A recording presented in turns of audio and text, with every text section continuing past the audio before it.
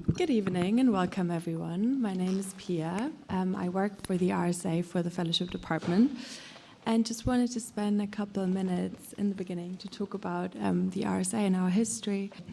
As you might know, we are currently in the RSA House today, which stands for the Royal Society for Arts, Manufactures and Commerce.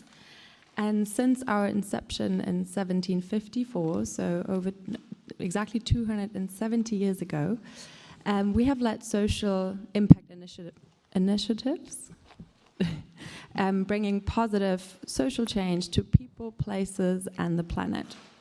This ranges from sponsoring the invention of lifeboats and public toilets to projects to abolish child labor, conversations about the universal basic income, or groundbreaking research around circular, sustainable fashion.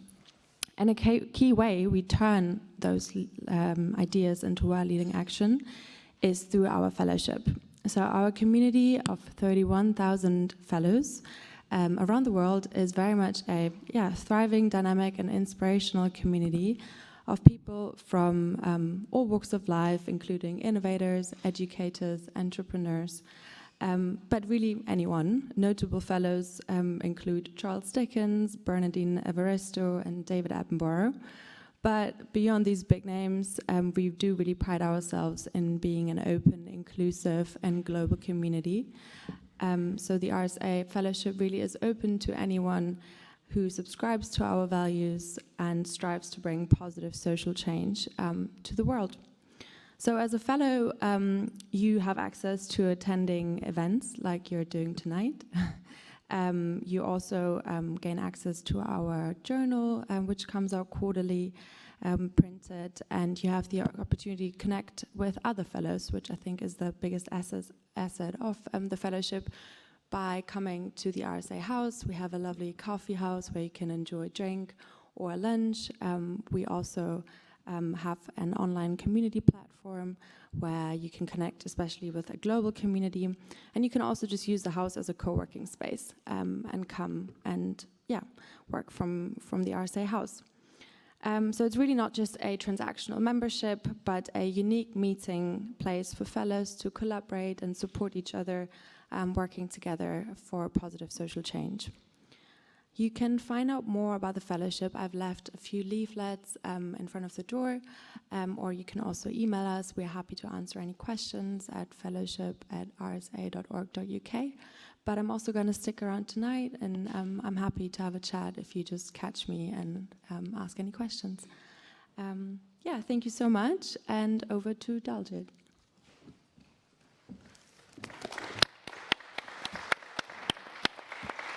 Hello, everyone. Thank you for being here. And we're not as old as the Royal Society of Arts, sadly. We're only 18. We came along 1820. So it makes us quite young in a way, doesn't it, compared to the Royal Society of Arts. And it's a great honour to be here to present. This is our second collaboration with the Royal Society of Arts. We had an event on Monday with Anne Michaels, who gave a lecture about what tyrants like least. I wonder if you know the answer. Maybe Anne can tell you in a bit. So we have with us three literary giants. You know, they could be up on the paintings there, couldn't they? We could put them up there. They're significant figures in their own right. So it's a great honour for us at the Royal Society of Literature, and we thank the Royal Society of Arts for welcoming us here. So Claire Messud's this strange eventful history, which I have before me, and Anne Michaels held, are tremendous books, I can assure you, and you're going to hear more about them. Each is lyrically and breathtakingly offers narratives of huge historical scope, traversing borders, landscapes, and generations. Each begins in a world war, tracing the fragments created in those moments which haunt the generations that follow. I'm going to give a couple of quotes here. On this strange, eventful history, author Yiyun Li writes, "It is one of those rare novels which a reader doesn't merely read, but lives through with the characters. Claire Messud is a magnificent storyteller," she says. He says. And on Held, Rachel Joyce states, "I am blown away by the scale, beauty, weave, and thinking of this book. It dances words, time, and ideas in a way that seems to reinvent everything I know about the novel." High praise. So chairing the conversation is the award-winning and internationally best-selling novelist Elif Shafak. Elif is a novelist, essayist, political scientist, and activist, and she's the author of 19 books. Her work has been translated into 57 languages. But most importantly, she's a fellow of the Royal Society of Literature. Not only a fellow, she's one of our vice presidents. Pretty good, eh? And she was chosen, I'll read the last bit of this, she was chosen as one of BBC's 100 most inspiring and influential women. We're going to get inspired today by Elif. We look forward to the inspiration, Elif. Sorry that the photos don't align. Slightly out of order there. Claire Messud is the author of 6 works of fiction, including The Emperor's Children. It was named New York Times, Los Angeles Times, and Washington Post's Best Book of the Year. And When the World Was Steady, it was a finalist for the PEN Faulkner Award.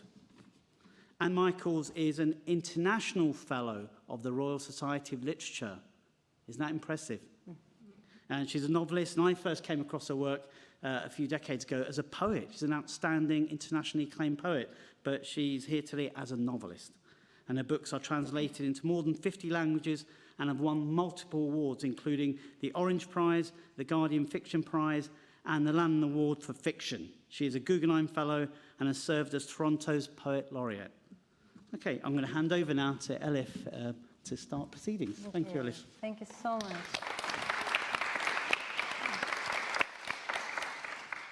Thank you for the generous introduction. I'm very excited and I'm very honored, really, to share this stage with 2 authors I love and respect so much. Anne Michaels' work, so many times by critics, has been described as dreamlike. But for me, your work, both your poetry and prose, is more water-like. I always associate with rivers, you know, very fluid, a flow. And every time I read your words, leaves a deep impact on me. Claire Messud's work, I think I would describe it as a literary archaeologist, you know, digging deep through so many layers of history, memory, all these subjects that we will be talking about today. And I think both writers, you know, for me, you're memory keepers. And I believe women are better at memory keeping. I wanted to start with this, maybe because I come from Turkey. And Turkey, as you know, is a country with a very long history, with a rich history, but with a very poor memory. We're a society of collective amnesia. So keeping the memory alive, you know, who remembers, who tells the stories? These are very important questions that resonate deeply with me. I would love us to talk about this, and I would love you to join us. You know, please prepare any questions you have, anything you disagree with us. If there are, you know, points that you don't necessarily agree with, please share with us. But if I may start with maybe a rather personal question, with the question of home, if I may, because both I find your writing borderless, you know, beyond borders, beyond frontiers, which doesn't mean placeless, which doesn't mean rootless. I think a sense of place, roots, belonging is very important in your writing.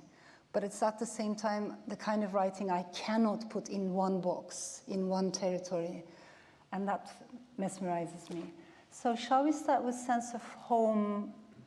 And did you at any point feel like the other in your life? So belonging, non-belonging, but also otherness. And maybe that could give us a little bit of background before we delve into your work. Shall I start with you, Anne? Well, the question of home, of course, is very complicated. And where do we belong? Do we belong where we're born, where we're buried, where our children are born, where we've been wounded, where we've been rescued, where we have made a catastrophic mistake, where love finds us? Where do we belong? So I think that we would probably each of us answer that in our own way. And I think that it is unutterably private, unutterably personal.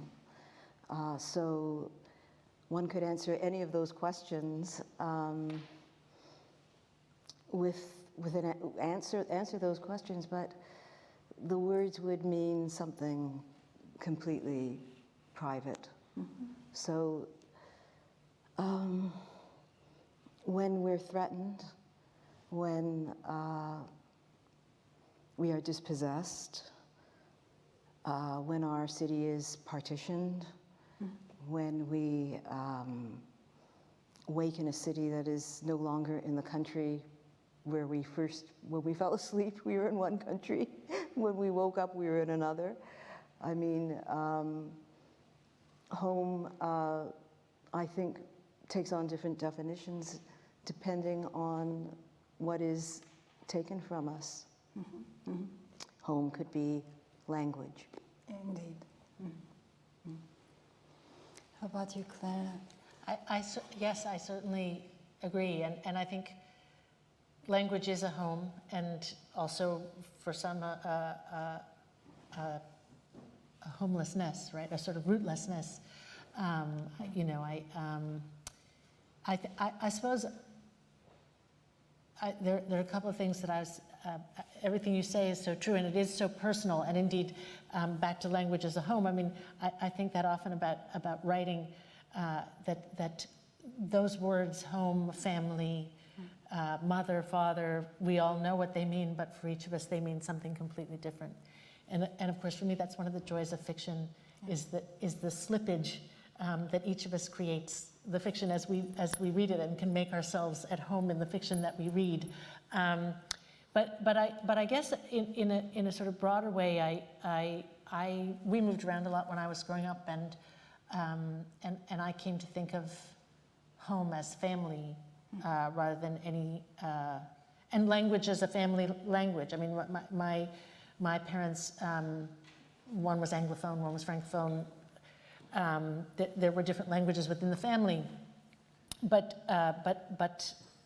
there were expressions and phrases and ways of speaking and syntax and so on that was home, and I think of also of Rushdie's now rather it's been around a long time, but his essay Imaginary Homelands. Imaginary Homelands.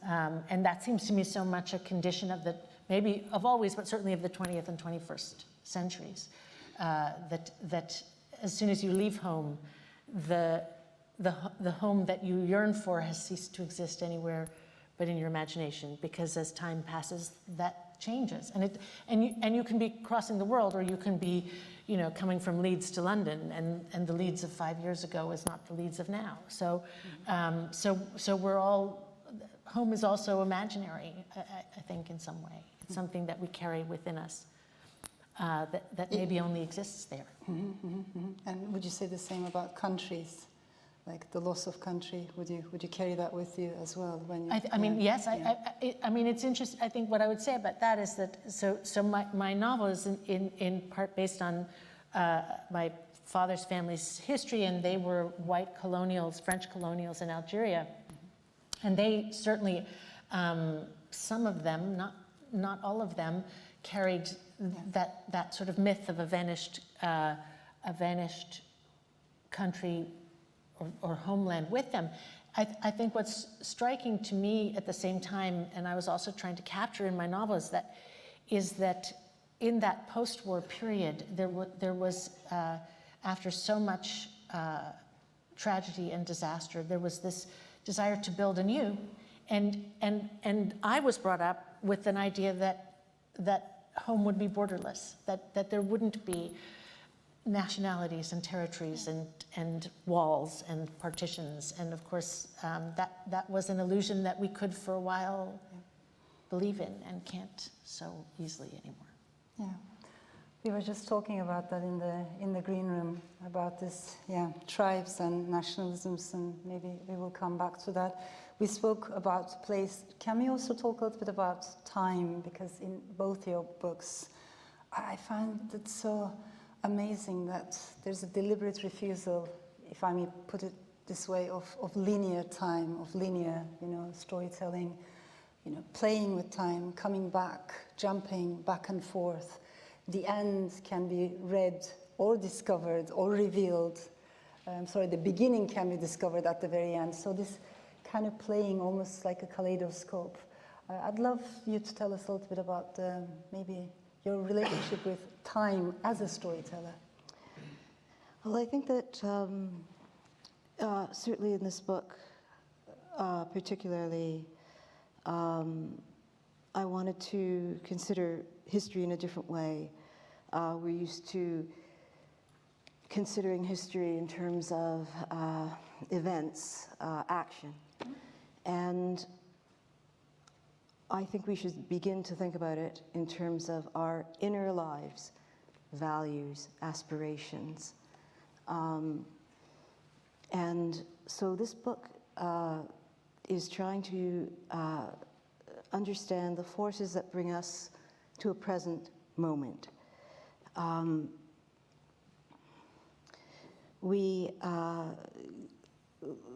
Love continues its work past the span of a single life.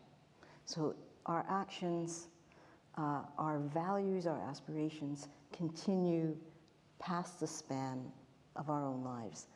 And so this book is trying to look at how the things that are perhaps not spoken, or small things, a gesture, a thought, an aspiration, a value, how it surfaces generations later. And there's power and hope to that. It means that we can, in our daily lives, affect change beyond ourselves in ways that we will never know. It gives a responsibility to how we think. I mean, if we reimagine what should be, if we invest our values in a certain way, it's not wasted. It's not going to be lost. And I think we've surrendered so much. We surrender so much, thinking that we don't have that kind of influence. But we do. I truly believe we do. That's beautiful. That's beautiful. Yeah, and I think as writers, we have to believe that on some level, that it isn't that it isn't entirely dissipated in the air. It's interesting because that's such a visionary faith, and in a funny way, I think for me the root is similar, and in this novel at least the undertaking is less visionary and more archaeological. Yeah. One of the elements that went into the writing of this book is my paternal grandfather in his retirement wrote for my sister and me. It was in the 1970s. He was born with the century. He wrote a family memoir, hand wrote it with photographs and telegrams and letters stuck in. And it covered the years from 1928, when my grandparents married, to 1946, and the end of the war. And he called it Everything That We Believed In. And I mean, it's just one of the one tiny element, but in it there's he includes a letter that he wrote for my father and my aunt to be opened in the event when they were children in the war, to be opened in the event of my grandparents' deaths. And in that letter he says, what it's important for you to know about us, about our family, is that we are, it's very French, we are Mediterranean, we are Latin, we are Catholic, we are French, in that order. And of course I read that 50 years after he wrote it, and 80 years after he put in the memoir, and 80 years after he wrote it, and I'm thinking, and I am raised in a wanly Protestant way, non-practicing North American. So I am absolutely nothing you know, that, and yet I am also the things that he was. I'm, you know, I have a friend I have one devoutly Catholic friend, and she always says, you are a stealth Catholic, Claire. You don't know it, but you are.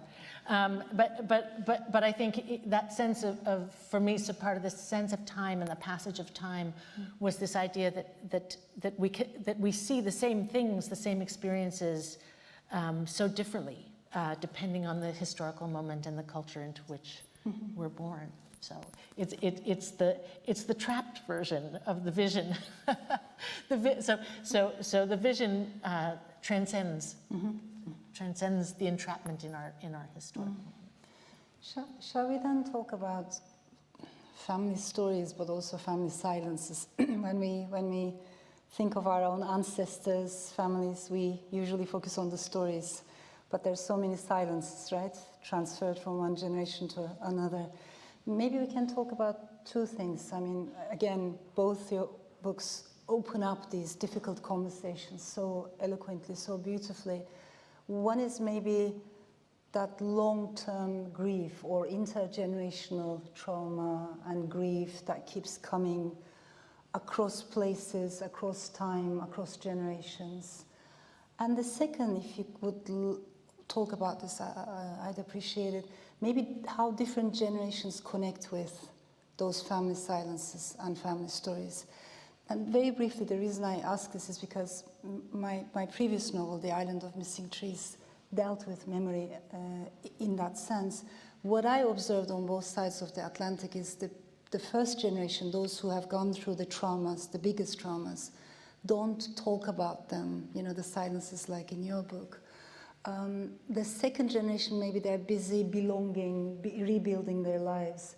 But then it's the third or the fourth generations, the youngest in these families, who are asking the biggest questions about identity, their ancestors' journey. So you can come across young people with very old memories. And that's something that fascinates me. I'd love you to talk about that. Well, it's, one could say that, you know, words can never erase an action. So no matter what words we use or try to capture that elusive and ever sort of settling and spreading grief, the fact remains that nothing alters the deed. So I think we find ways to be in relationship to those actions, to those events, and we perhaps it's a matter of choice. We choose how to be in relationship to that damage. And so again, it's like a circle. We do it through language. So while the language is in some ways ineffective, it fails. In another way, it's all we have, because that is our storytelling. That is our, you know, our food is our storytelling, our songs are our storytelling. But the stories we tell,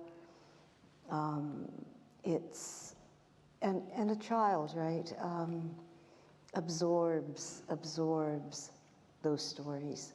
So we have to be very careful what we're telling our children. How are we framing that history? And I think maybe, you know, many parents have not worked through their own misery. And so it gets passed down to the children in a certain way. And I think we have to be rigorous and say, this is how I'm going to tell this story. And what can be left behind that no longer serves? And what can we, how can we move forward? So I'm always saying that memory is not about the past, it's about the future. That's what memory is about. So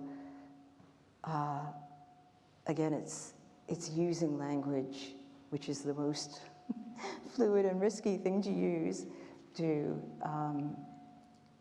set another course. But again, even that fluidity is, and that risk is what makes for possibility, perhaps too. If things were sort of Absolutely. fixed, then there wouldn't be a way. There might not be a way forward.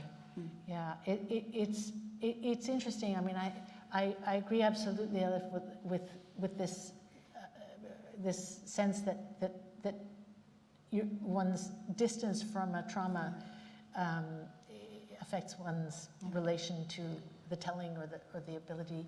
And I'm so sorry to interrupt. Is that why you made Chloe in a way the teller of the story, the first person, the youngest? Yes, because exactly that. I think I guess I might say that almost nobody probably has worked through everything, and so the silences or the secrets are the way that the next generation understands or experiences the traumas is in traces, and in traces that they then have to somehow parse or understand, try to come to understand, and maybe understand incorrectly, and maybe create a narrative that is far from the mark, and maybe in a way it doesn't matter if the narrative that they create is far from the mark, because then whatever the history is, it's either open or it's buried, and then you take an understanding, and that becomes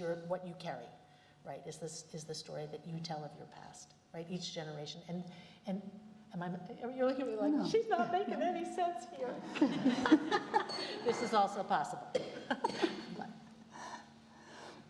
But do you, I mean, when you dig into history, do you feel like, especially if we're looking for women's stories, because most of the history that I think is being taught to us is his story. So if you're a man who's not in a position of power, your story is erased. If you're a woman, your story is erased. For minorities, lots of stories are erased. So do you feel like as we delve into history, like where do we find those forgotten stories, or those that have been pushed to the periphery? Do you think that's a more conscious effort, or does it just come naturally? I guess this is more about the technique, how you approach the stories. So it's more about the style, the structure. My question. I mean, your book is beautiful, full of so many beautiful sentences. When you talk about history as a detritus, the remains, the remnants. Where do we find those remnants if we're looking for the stories that history with capital H has excluded or forgotten systematically?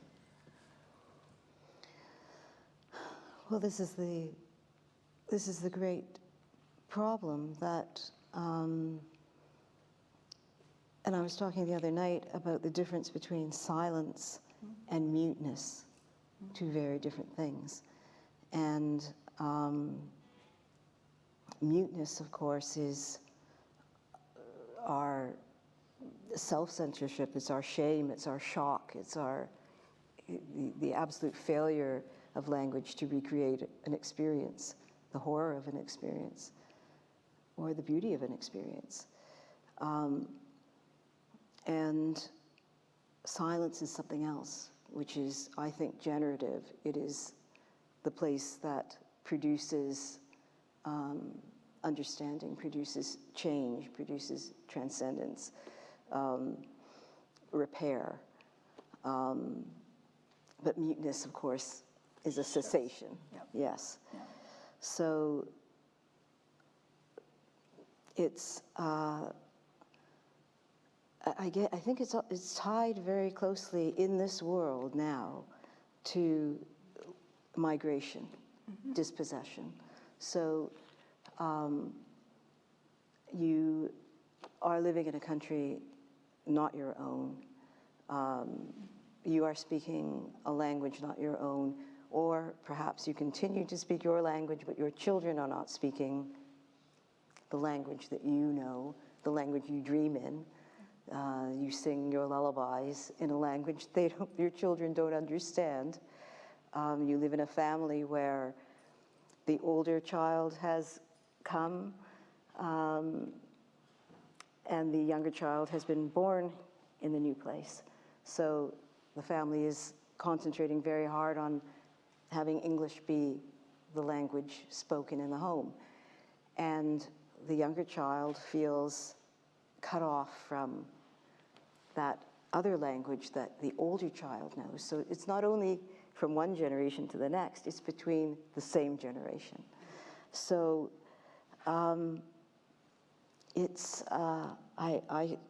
I feel so strongly what you're talking about, because part of it is also a self-censorship, a self-perpetuating circumstance where these stories get left behind. And what's too hard to carry gets set down, put down, and left behind. So it's a very, very good question. How do we restore that history? And I think you're absolutely right. It is further down in the generations that one finds that generation more willing to encounter what has happened in the past. And we can't speak for another. We can't speak for the dead. We can't speak for another. So that's also complicated, because you have to speak from your own place in relationship again to what's preceded you. So it's very difficult. So how do we do it? How do we do it? I don't know, but there are a few things that come to mind, and one is the epigraph from Novelist to Penelope Fitzgerald's beautiful novel, The Blue Flower, which is about Novelist. And I'm going to mangle the line, but the spirit is there. He wrote, "Literature exists to fill the gaps of history," and I think that the other thing that comes to mind is Larkin's poem, "Where do we live in days?" You know, and I think that a third thing that comes to mind is, now many years ago, I was lucky enough to go to be part of PALFest, the Palestinian Festival, and the hardest visit in our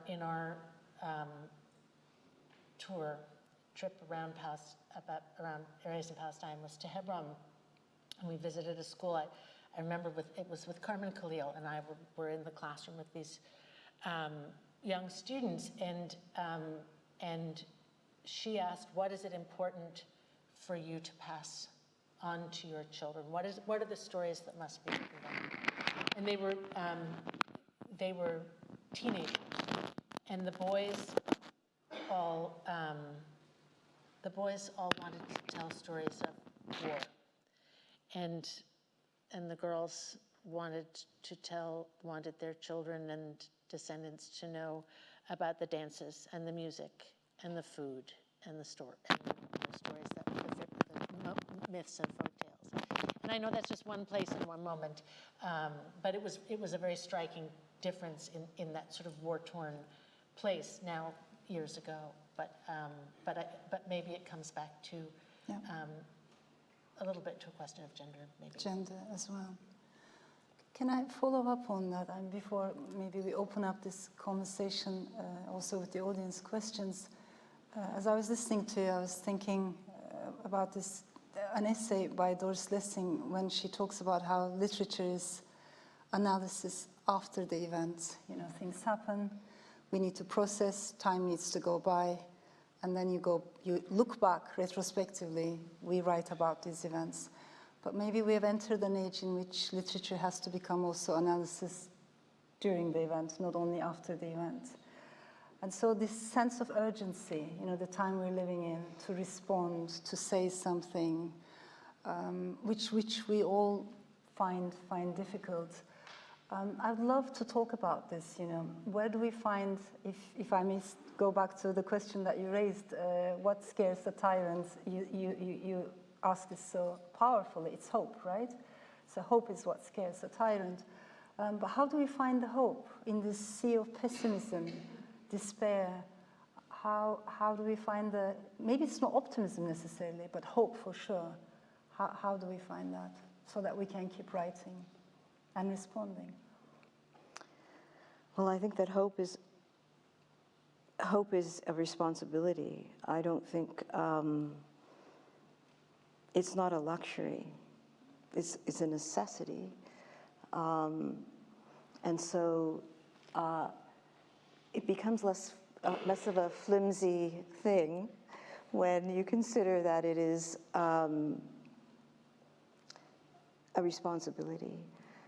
There's a scene in this book that means a great deal to me. I don't know, some people I know were here on Monday, but I'm going to repeat it, so forgive me. But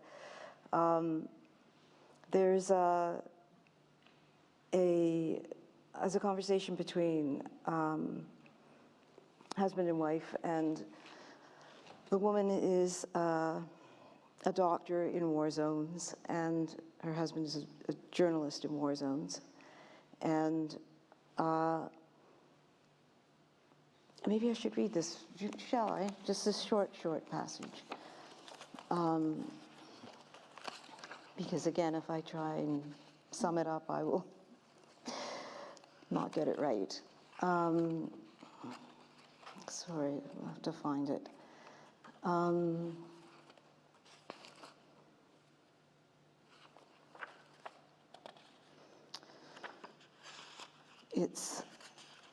It's to me answers this question that you're asking in a very direct way.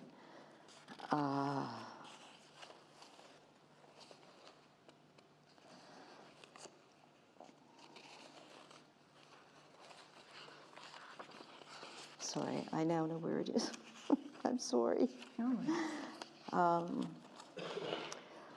Do you think it's possible, Mara asked, for good to survive long enough, to outlast, to wait, to endure, while evil consumes itself? It was a philosopher's question, a parent's question, a lover's question. Was it a doctor's question? Alan wasn't sure. No, he said. He knew no one could get in or out now. She knew it too. It was a secret between them that they both knew the same failure, that even if they could go back, there or elsewhere, they would not last a day. It would be a kind of suicide. They were no longer ice cold. Would it always feel like failure? They lay beside each other in the dark. Alan knew with all his soul that he loved her. Maybe, he said. So in that moment between the no and the maybe is something very profound, because it's a whole different matter thinking about someone else's grief, someone else's despair, someone else's despair in the sense of absence of hope, rather than your own. And so he loves her, and he wants her to have hope. So the maybe must, the no must change to maybe. At least maybe. Yeah, beautiful. Claire, would you say? Yeah. It seems almost wrong to say anything after that. That's so beautiful. But maybe what is in my mind is not unrelated.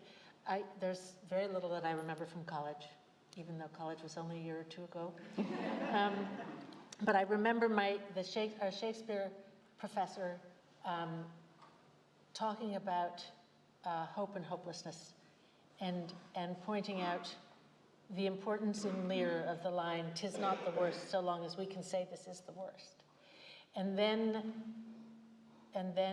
she said the darkest is in Timon of Athens, the darkest line in Shakespeare, when he says, and again, now I'm going to misquote it. I know I've got that first one right, but 5 more words, then let language cease. Right? And I feel like we started maybe with the idea that language can be a home. Yeah. And I also think language is our hope.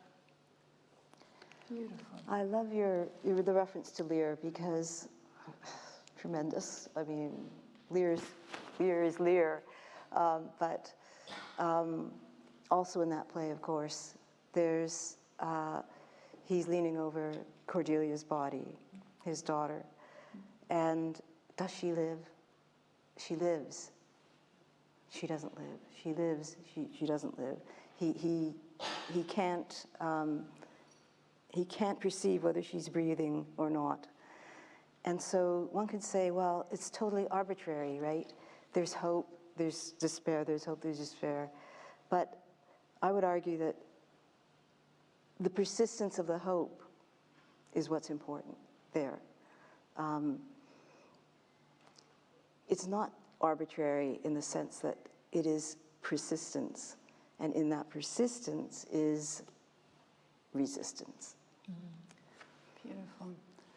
I mean, what fascinates me is how you both deal with incredibly difficult subjects, but with such tenderness and compassion. I would really emphasize the word compassion for your voices.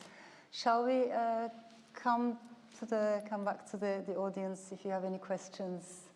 I think we have a mic, right? Yeah, that'll be. Any questions, any comments, anything you disagree with? I have a question. You have a question?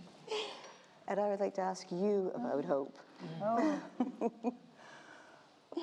I'm not a very optimistic person,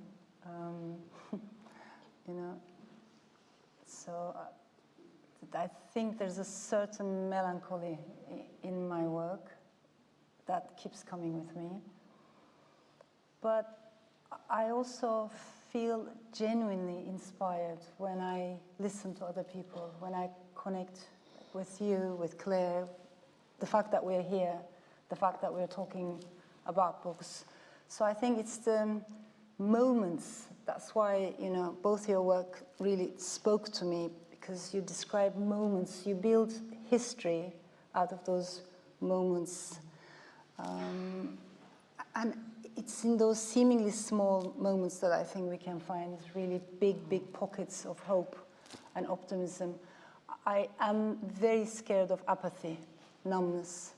The moment we become disconnected, desensitized, we retreat into our corners so much so that we stop feeling each other's pain, each other's sorrows. I think that's a much more dangerous state.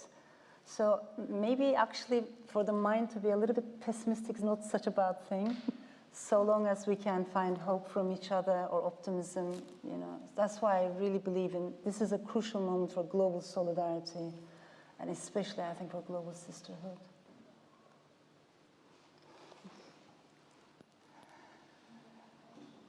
Yes, do you have a question? Thank you very much. I just wanted to ask if you think, or if you've ever thought, that some things are too precious to write about. Beautiful question. Would you like to go?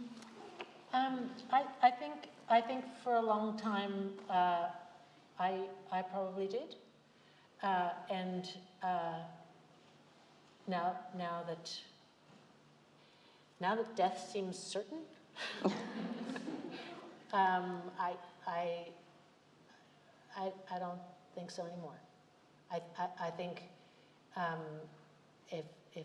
if we've got something to say it now. A story to tell it now. There's yeah, that's what I think. Claire, was it difficult to write, because you write about your family? This book is so close to your own family's journey, and I know some members of your family are no longer alive. Was it difficult, or the timing of, yeah? I mean, there are lots of things to say. One is that it's absolutely a novel. So there's I was trying to explain to somebody who said, well, is that fact or fiction? I said, no. There's a sort of frame, it's like papier mâché. There's a wire, and then you wrap gunk about it, wrap the gun, and then it's an elephant. It's not a coat hanger anymore. It's a thing that happens. So so there's that aspect of it. But certainly it takes enough of the event from family history that I would never have written it when they were living. When they were living. Yeah. But also I think, you know, it sounds perhaps, I hope it sounds maybe a bit sappy, but the impulse is absolutely one of compassion and love. And I think that for me is a really important part of this is seeing, trying to sort of understand with sort of clarity and without outside of myself the lives of others, which I think is the fictional project anyway. And so it's just turned in a different way for me. I'd not written about family stories before. You had, yeah. Yeah, one more question. Thank you as well for this. It's been amazing. I just wanted to ask, has your attitude to the sort of power of writing and the power of literature changed as you got older? I would say that it was always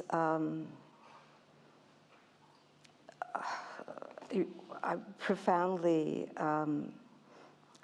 I would be truly bereft if I did not believe in that power. And the more I understand how difficult it is in this world for us to hear things that must be spoken, the more we turn away from what needs to be said. So that would perhaps, make people very reluctant to keep going. But to me, it's been galvanizing. And I always say, people will say, oh, not another book about this, or not another book about, this history, that history.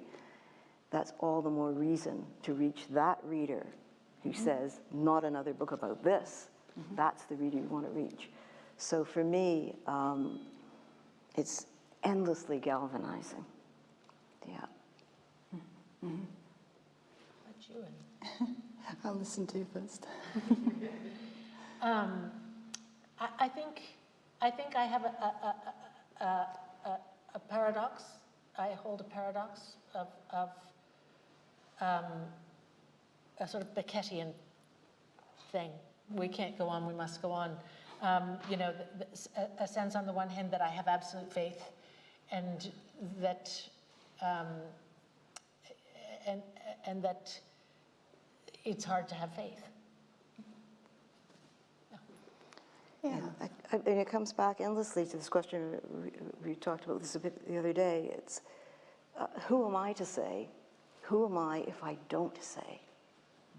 And there's the impetus there. So it matters more, not less. Whether one's capable is another question, but the intention, the desire, yes, yeah.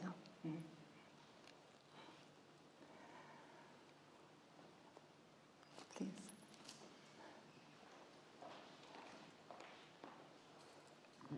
Wow, I hope I can actually put this question together now that I've asked for the mic. I was thinking about the novels, The Bastard of Istanbul and Honor, and I was thinking, looking at the three of you, how much it's absolutely true that people have done terrible things to other people.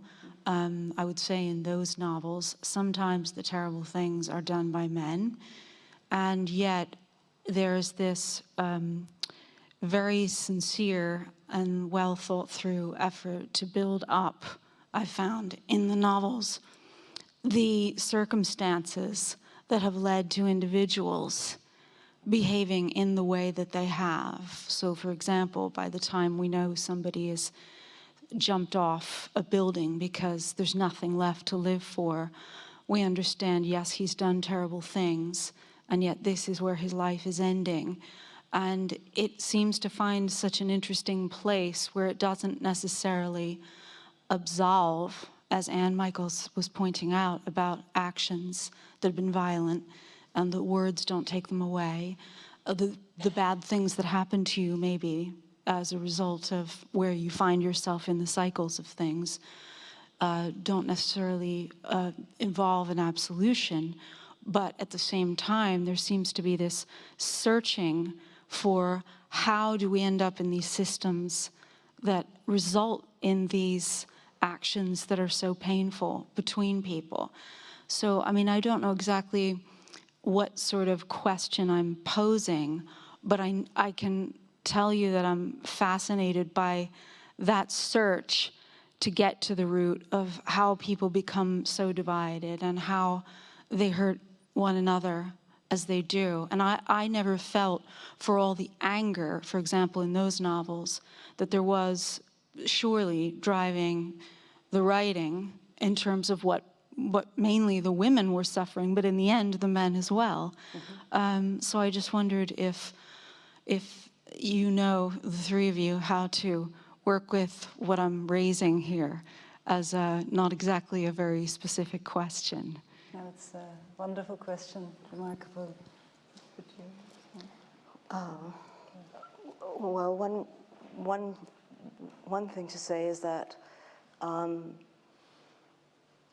it makes you realize how crucial our laws are, because we will always be turning away. There will always be part of the society turning away. And the laws must be there so that when we are not paying attention, or we are too busy with something else, or we are deliberately turning away, that the laws do the work for us. So we have to have things in place that assure that our own human nature will not be turned away when they must most not turn away. And you know, in so many cultures, this is extremely difficult to set into place. And that's not, that's not a glamorous fight most of the time. It's the nuts and bolts, hard work of saying, we must not make this thing a precedent. We must not let this be a door open to something further. Mm-hmm. And we're notorious, aren't we? I mean, we let something happen, something worse happens, and suddenly we are in a place that is very hard to retreat from. And our memory is short. So I think that's one way to look at it. We have to create a system that pays attention when we are not paying attention. Mm-hmm. Do you agree, Claire? Yes, absolutely. I think I was thinking about it in terms of the sort of fictional project rather than the real life project, where it's obviously so important. But it seems to me that space in fiction is a place to try to understand. And one of the things, on my little everybody must read soapbox, which I do not need to jump on here because you wouldn't be here if you weren't readers. I worry that without reading literature, fiction, young people don't have as readily access to the complexity, to the ability to hold in our heads that somebody can be good and bad at the same time, that somebody can be capable of great kindness and at the same time be appalling. And that's actually hopefully not appalling, but we're all mixed, flawed beings with good and good and bad things in us. And I think, you know, literature enables us to internalize and understand that, not in a lecture sort of way, but just in a life experience way. Mm-hmm. And so that seems to me one of the many great things that make it important. Yeah. I would very, very much agree, you know, with everything you said. It's a world that doesn't allow us to be multiple, no? I mean, neither diversity is respected, nor the multiplicity inside. But inside literature, I think that's why it's one of our last remaining democratic spaces. We can have calmer conversations, more nuanced conversations, breathe, really, really empathize. Empathy is a muscle. The more we use it, the better we become at it. I really think it's quite radical in that sense. It's not a, you know, slow, soft energy. It's quite radical, the resistance that you were talking about, because in the end, it rehumanizes people who have been dehumanized. It does bring the periphery to the center. It does make the invisible more visible. Yeah? So you always go against the flow. And to me, maybe to finish on a hopeful note, it's just amazing that novels survive and thrive. You know, we talk about social media, we talk about shortening attention spans.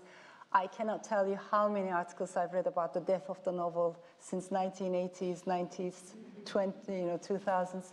But here we are talking about novels, talking about stories, talking about literature. So that I think is very, very hopeful. I would wholeheartedly encourage you, if you haven't read already, to read both books. They're really, really amazing. And we will be also signing books now. Thank you so much for coming. Thank you.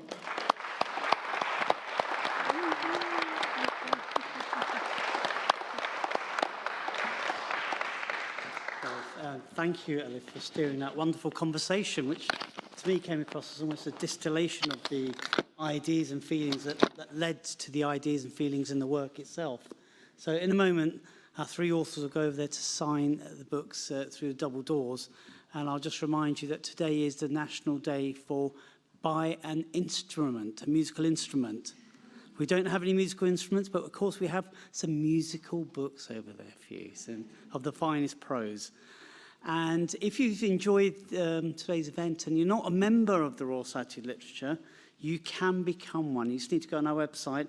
And at the moment, we have a special offer. You may be interested to hear about this, but it's for a mere £60, which is a one-year membership, we're going to give you a second year for free. Sounds great, doesn't it? And for that, what do you get for that? We have countless events a year, at least over 30 events a year now. You have free access to our events. Family, friends get discounts, and you get invited to all sorts of things. We have newsletters, annual magazine. You'll have access to all those things. So do speak to me or our staff who are here, or just go on our website. So finally, I'd like to thank our three amazing authors. Thank you very much. Thank you.